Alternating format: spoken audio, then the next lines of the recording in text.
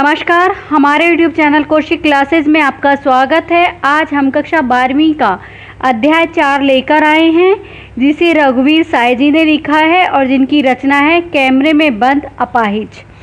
तो पहले हम इनका जीवन परिचय पढ़ेंगे, उसके बाद हम कविता का अर्थ समझेंगे। तो चलिए हम शुरू करते हैं। रघुवीर साय जी का जन्म सन 1929 में लखनऊ उत्तर प्रदेश में हुआ था और ये पेशे से पत्रकार थे। और लेकिन इन्होंने पत्रकार ही नहीं रहे बल्कि सिद्ध कथाकार और कवि भी थे। इन्होंने अपनी रचनाएं बहुत खूबी से लिखी हैं, जिसमें इन्होंने समाज में हो रही घटनाओं को उजागर किया है। पत्रकारिता के रूप में इन्होंने ऑल इंडिया रेडियो के हिंदी समाचार विभाग से संबंध रहे, फिर हैदराबाद से निकलने वाली पत्रिका कल्पना और उसके बाद दैनिक नव भारत टाइम्स तथा दिनमान से भी के संबंध रहे। इनकी प्रमुख रचनाएं हैं दूसरा सप्तक। आरंभिक कविताओं में इन्होंने महत्वपूर्ण काव्य संकलन था सीढ़ियों पर धूप में, आत्महत्या के विरुद्ध, हंसो हंसो जल्दी हंसो। इनको सम्मान मिला साहित्य अकादमी पुरस्कार और इनका निधन हुआ 1990 दिल्ली में। कैमरे में बंद अपाहिज कविता उनके काव्य संग्रह लोग भूल गए हैं से ली गई है, जिसमें इन्होंने बताया कि किस तरह से मीडिया के जो कार्यक्रम होते हैं, जो चैनल पर कार्यक्रम दिखाए जाते हैं, उसमें कितनी क्रूरता व शोषण को प्रकट किया जाता है और किसी की पीड़ा और दुख को, दर्द को बेचने की वस्तु के रूप में दिखाया जाता है, जो कि कतई नहीं है। तो उसके बारे में इन्होंने बताया। हम दूरदर्शन पर बोलेंगे, हम समर्थ शक्तिवान है। तो यहाँ दूरदर्शन मतलब टेलीविज़न के लिए कहा गया है कि टेलीविज़न पर हम बोलेंगे। जो चैनलों पे समाचार दिखाए जाते हैं वो आप लोगों ने भी देखा कि किस तरह से दिखाए जाते हैं कि एक ही जो न्यूज़ होती है, समाचार होता है, उसको बार बार में दिखाया जाता है सिर्फ टीआरपी पाने के लिए। तो उस चीज़ के लिए कहा गया है यहाँ पर कि हम दूरदर्शन पर बोलेंगे, हम समर्थ हैं, हम क्या है, योग्य हैं और शक्तिमान मतलब ताकतवर है। हम एक दुर्बल को लाएंगे यहाँ पर कि हम इतने ताकतवर और योग्य हैं कि हम एक दुर्बल मतलब एक कमज़ोर व्यक्ति को लेकर आएंगे एक बंद कमरे में, कि एक बंद कमरे में, क्योंकि जब समाचार दिखाया जाता है, किसी से साक्षात्कार लिया जाता है, इंटरव्यू लिया जाता है, तो वो क्या है, एक बंद कमरे में लिया जाता है और फिर टेलीविज़न पर प्रसारित किया जाता है। तो उसी के लिए उन्होंने कहा कि हम एक जो कमज़ोर व्यक्ति है, जो अपाहिज है, उसको लेकर आएंगे और फिर उससे साक्षात्कार करेंगे, उससे पूछेंगे तो आप क्या अपाहिज हैं। तो इस तरह के उनसे प्रश्न पूछे जाएंगे कि क्या आप अपाहिज हैं, जबकि दिख रहा है कि वो दुर्लभ है, कमज़ोर है व्यक्ति और अपाहिज है, फिर भी हम उससे पूछेंगे कि हम अपाहिज हो क्या। तो आप क्यों अपाहिज है, कि भाई आप क्यों अपाहिज है, क्यों आप इतने कमज़ोर हो, साथ ही क्या बात है जिससे की वजह से आप अपाहिज हुए हैं। आपका अपाहिजपन तो दुख देता होगा, देता है।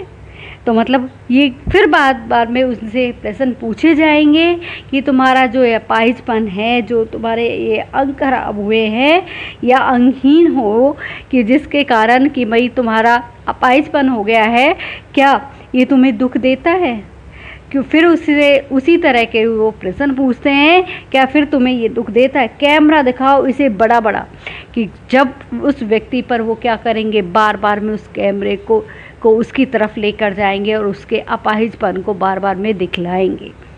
हाँ, तो बताइए आपका दुख क्या है। तो फिर हम उनसे प्रश्न पूछेंगे। ये कौन कह रहा है, ये चैनल वाले कह रहा है कि एक अपाहिज को सामने बैठाकर उसे बार बार में यही इस तरह के प्रश्न पूछे जाएंगे कि हाँ, तो बताइए आपका दुख क्या है, जल्दी बताइए, वे दुख बताइए, कि जल्दी से बता दीजिए कि ये दुख बता दीजिए कि आपका इस अपाहिजपन के कारण आपको क्या दुख हुआ है।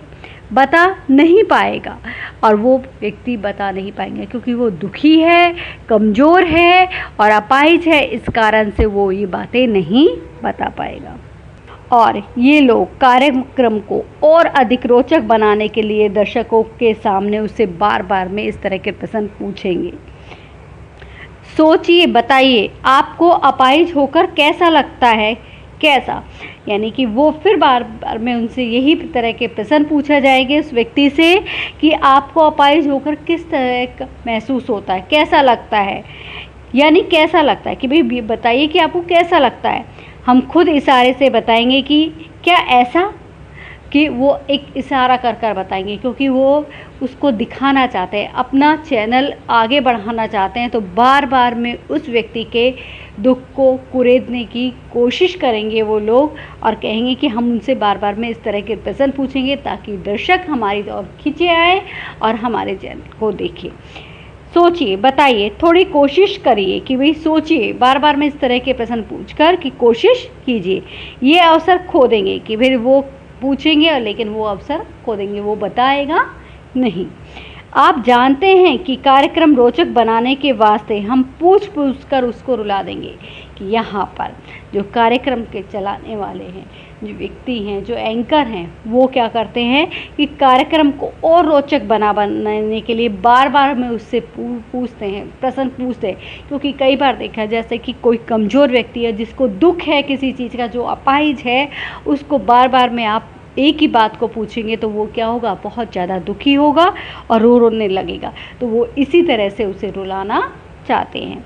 इंतज़ार करते हैं आपके, फिर भी उसको रो पड़ने का करते हैं कि मैं आप इंतज़ार करें। कौन, दर्शक इंतज़ार कर रहे हैं कि आप कि उसके रो पड़ने की, कि वो रोए, और आप उस चीज़ को देखना चाहते करते हैं। ये प्रश्न पूछा नहीं जाएगा, लेकिन ये प्रश्न हम उससे पूछेंगे नहीं, किनसे, दर्शकों से, कि ताकि बार बार में हम उसको सिर्फ दिखाने की कोशिश करेंगे ताकि वो रोए और हम उससे प्रश्न ले, तो ताकि हमारी ये जो है चैनल है, जो TRP है हमारा, और भी ज़्यादा रोचक बन सके। फिर हम पर्दे पर दिखलाएंगे फूली हुई आँख की एक बड़ी तस्वीर। फिर हम पर्दे पर कि सामने, आगे सामने कर देंगे, और क्या, उसकी आँख की एक बड़ी तस्वीर कि जो फूली हुई है, मतलब रोने के कारण जो थोड़ी लाल हो गई है, मोटी हो गई है, उसको के लिए कहा गया है। तस्वीर मतलब फ़ोटो के लिए कहा गया है। बहुत बड़ी तस्वीर कि बहुत बड़ी फ़ोटो दिखाएंगे, और उसके होठों पर एक कसमसाहट भी, कि कसमाहट मतलब बेचैनी, घबराना, वो भी हम दिखाएंगे। आशा है कि आप उसे उसकी अपंगता की पीड़ा मानेंगे।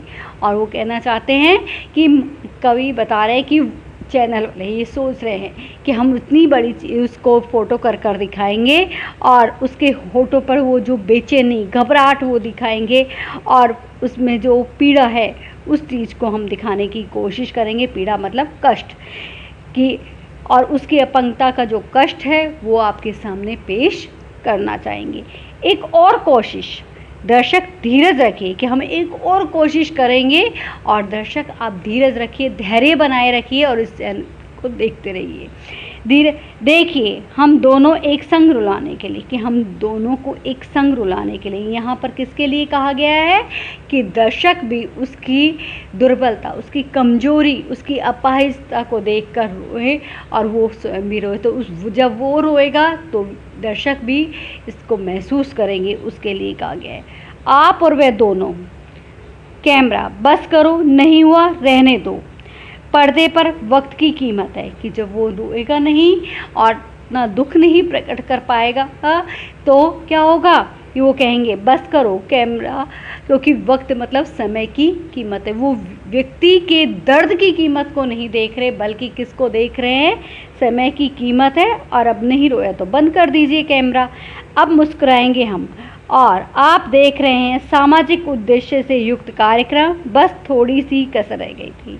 यहाँ पर वो कहना चाहते हैं कि अब हम फिर सबके सामने मुस्कुराएंगे और कहेंगे कि आप देख रहे हैं सामाजिक उद्देश्य से युक्त कार्यक्रम, कि हम समाज के लिए कर रहे हैं ये कार्यक्रम, और हम उस चीज़ को कर रहे हैं कि आपके सामने पेश कर रहे हैं इस किसको, कि समाज के हित में जो कार्यक्रम होता है उसको हम प्रस्तुत कर रहे हैं। तो वो इस तरह से जो टेलीविज़न वाले हैं वो बोलेंगे और अपनी बात को रखेंगे। आशा करती हूँ कि आपको ये समझ में आ गया होगा।